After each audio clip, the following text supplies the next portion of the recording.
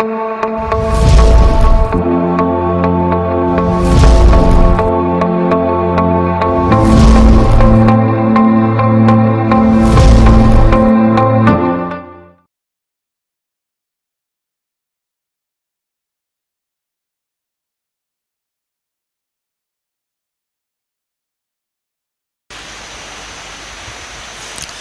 हम लोग डिस्कशन करेंगे क्वेश्चन नंबर DR1076 का। इसमें हमारे पास क्वेश्चन में क्या बोला गया है, इसमें हमारे पास क्वेश्चन में ये बोला गया है कि एक पार्टिकल है जो एक सर्कुलर ट्रैक पे मूव कर रहा है और साथ में उसकी मतलब वो डिएक्सेलरेट करते हुए जा रहा है और t=0 पे उसकी स्पीड जो है वो v0 दी गई है। तो सबसे पहले क्या हो रहा है, पार्टिकल जो है वो सबसे फर्स्ट चीज पार्टिकल जो है वो डिएक्सेलरेट हो रहा है और दूसरी बात t=0 पे उसका क्या दिया हुआ है, वेलोसिटी दिया हुआ है t=0 पे v=v0। ये हमारा क्वेश्चन में गिवन है और पार्टिकल जो है वो डिएक्सेलरेट कर रहा है। तो और एक और चीज है, इसमें ये बोला गया है कि जो मेरा AC है वो जो है, जो AC का जो मॉड है, मींस जो सेंट्रीपिटल एक्सेलरेशन का जो मॉड है जो किसी भी सर्कुलर ट्रैक पे जो डाउनवर्ड की तरफ लग रहा है, और जो मेरा टेंजेंशियल एक्सेलरेशन का जो मॉडुलस है, दोनों इक्वल है। मींस हमारे पास ये आएगा mod of dv/dt is equals to mod of v²/r। ये हमारे पास पता है, ये हमको ये हमारे पास दिया हुआ है, मेंशन है ये। तो अगर हम देखें एक चीज ध्यान दें यहाँ पे, तो ये मेरा dv/dt का जो टर्म है वो मेरा क्या है, जो मेरा ये dv/dt है जो यहाँ पे हमारा दिया हुआ है at = mod of AC दिया हुआ है, ये हमारा सही है। तो अगर हम इसको फर्दर अगर देखें, ये हमारा dv/dt क्या है, एक तरह से एक्सेलरेशन है। तो हम इस एक्सेलरेशन को क्या लिख सकते हैं, और ये हमारा डीएक्सेलरेट होता हुआ है, तो हम यहाँ जब हम मॉडुलस हटाएंगे तो क्या कर लेंगे, यहाँ नेगेटिव साइन ऐड कर लेंगे।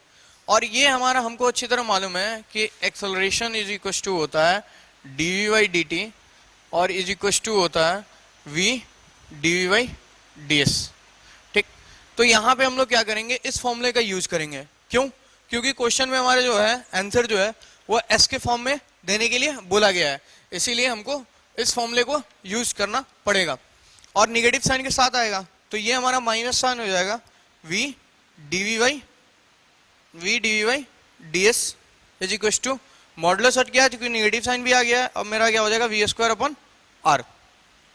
अब मेरा ये v से v खत्म, इस r को इसको हम इधर लेते जाएंगे, इसको हम इधर लेते आएंगे, तो मेरे पास क्या आ जाएगा dv/v is equal to ds/r। ये मेरा माइनस साइन के साथ।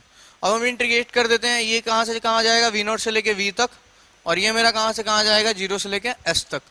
तो अगर हम इसको फर्दर देखेंगे यहाँ पे, तो ये मेरा क्या आ जाएगा, ये हमको अच्छी तरह मालूम है कि ये लॉग में आने वाला है, तो ये मेरा हो जाएगा ln v, कहां से कहां तक लिमिट हम रखेंगे, v0 से v तक, और ये मेरा कहां से कहां तक आएगा, 0 से लेके s तक, 0 से लेके s तक। अगर हम जाएं तो ये मेरा क्या हो जाएगा 0 से s, तो ये मेरा आ जाएगा माइनस ऑफ s/r, और 0 तो अगर रखेंगे तो मेरा 0 ही हो जाएगा, तो फिर उसको ध्यान देने की जरूरत ही नहीं है। इसको हम आगे करते हैं तो ये मेरा आ जाएगा ln v/v0, अगर लिमिट पुट करने पे ये हो जाता है माइनस s/r। और अगर हम इसको फर्दर खोल देते हैं, अगर हम एक्सपोनेंशियल फंक्शन अगर यूज कर लेते हैं, तो ये मेरा फंक्शन हो जाता है v = v0 e⁻ s/r। ये हमारा आ जाता है, जो कि हमारा क्वेश्चन नंबर ए दिया हुआ है। अब हम लोग एक चीज देखें, अब हमसे फर्दर दूसरा जो पार्ट है उसमें ये पूछा गया है कि नेट टोटल एक्सेलरेशन कितना होगा। तो ये एक्सेलरेशन के बराबर है। अगर हमको कोई भी एक एक्सेलरेशन पता है तो हम क्या कर लेंगे, जैसे कि ये मेरा पता है और ये मेरा पता है, हमको अच्छी तरह मालूम है कि इन दोनों के बीच में एंगल कितना होता है, 90 डिग्री। ठीक, रेडियल और टेंजेंशियल के बीच में अगर एक सर्कुलर पार्ट है तो इस तरह से होगा। इसको अगर हम थोड़ा सा देखने की कोशिश करें तो ये हमारा कुछ इस तरह से आएगा। ये हुआ मेरा, ये मेरा और ये मेरा, तो इन दोनों के बीच में एंगल 90 डिग्री होता है, तो जो रिजल्टेंट आएगा कुछ इस तरह से आएगा मेरा। और ये रिजल्टेंट क्या होगा मेरा, √2 किसी का भी एक एक्सेलरेशन। तो अगर हम इसको देखें तो √2 v²/r लिख सकते हैं। तो ये हमारा नेट एक्सेलरेशन, ये हमारा पार्ट 2 है, मीन्स ये हमारा नेक्स्ट पार्ट है, जो कि मैं जो हमारा अदर फर्दर जो क्वेश्चन पूछा गया बी पार्ट, उसका ये आंसर है। क्यों हम ऐसा किए? रूट अंडर टू कहां से आया?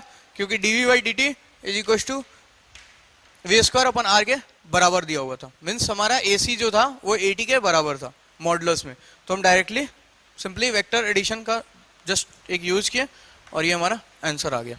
ओके, तो ये रहा